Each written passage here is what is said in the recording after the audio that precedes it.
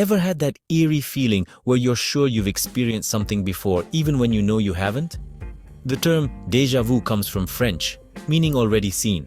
It's a sensation that usually lasts a few seconds, a fleeting moment when your brain tricks you into thinking you're reliving something. It's estimated that around 60 to 80% of people experience déjà vu at some point in their lives. But why does it happen? Let's start with the science. One leading theory suggests that déjà vu is linked to how our brains process memories. Our brains constantly take in and store information, but sometimes they can get a bit mixed up. Another theory involves the brain's temporal lobe, specifically the hippocampus, which plays a crucial role in memory formation.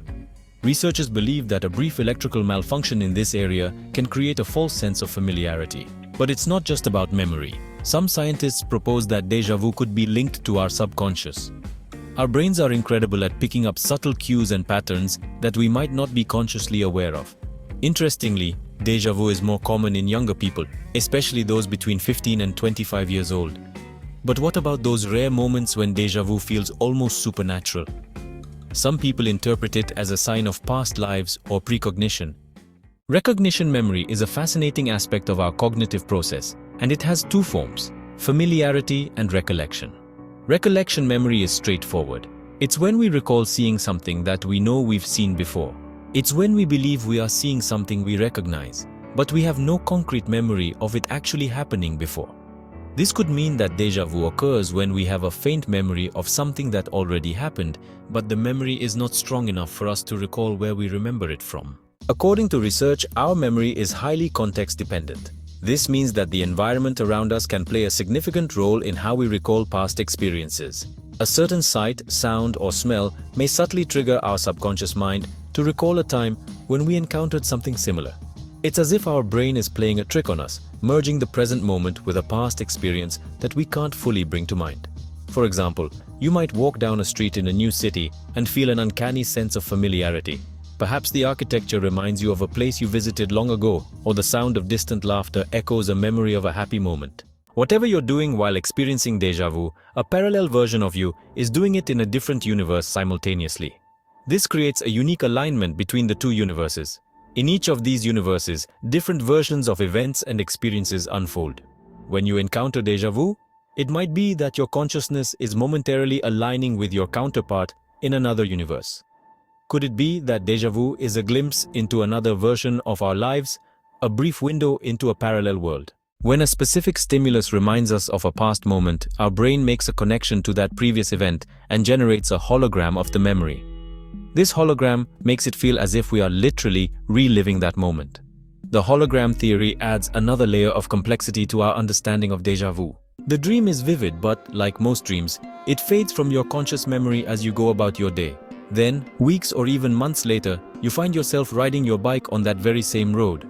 Suddenly, you are struck by an intense sense of familiarity. This is the essence of precognitive dreams.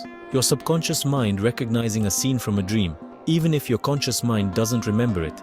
Dreaming is a complex process that involves various parts of our brain. Because it isn't a fully conscious activity, we often don't retain clear memories of our dreams. In the case of déjà vu, the theory posits that our brains are recalling these dream imprints, making us feel as if we've already experienced the moment. Consider how this might apply to everyday life. The amygdala is a small but powerful part of our brain that is responsible for processing emotions, particularly fear and pleasure. This tiny structure can have a significant impact on how we experience and remember certain situations. But how does this relate to déjà vu? According to this theory, the amygdala might be at the heart of this experience.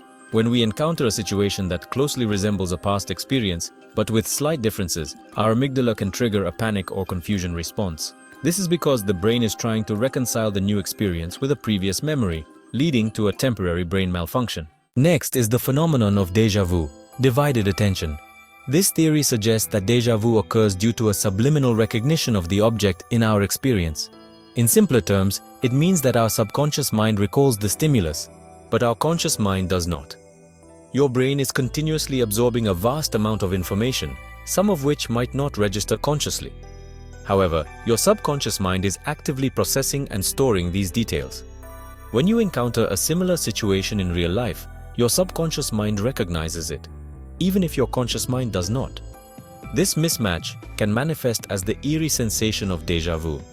Believers of this theory presume that subconscious messages can be communicated to us through various sources such as the internet, television, and social media.